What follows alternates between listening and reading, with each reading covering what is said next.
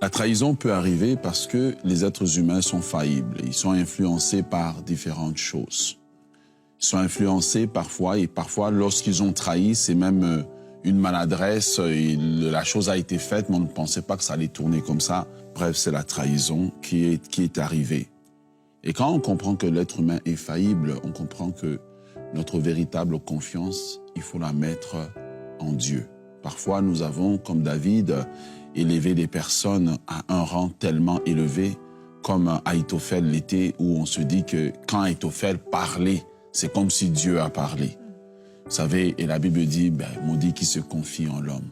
Aimons les gens, mais ne les élevons pas à un rang tellement élevé qu'ils ont quasiment pris la place de Dieu dans nos vies.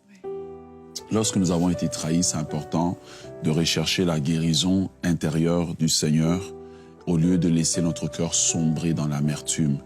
Tournez-vous vers Dieu, parlez à Dieu de la trahison, du sentiment qui vient avec, le sentiment d'abandon, le sentiment qu'on se sent ridicule et c'est comme si on s'est joué de nous, la tristesse qui vient avec.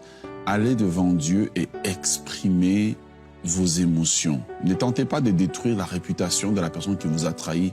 De toute façon, elle vous a déjà trahi, mais allez vers Dieu. Tournez-vous vers lui, épanchez votre cœur. Dites-lui comment ça fait mal et demandez-lui de vous guérir. Je prie que votre cœur soit guéri, que vous soyez restauré, que vous soyez encouragé. Surtout, que vous puissiez cesser de pleurer, vous relever et vivre. Ne laissez pas l'amertume dominer votre cœur.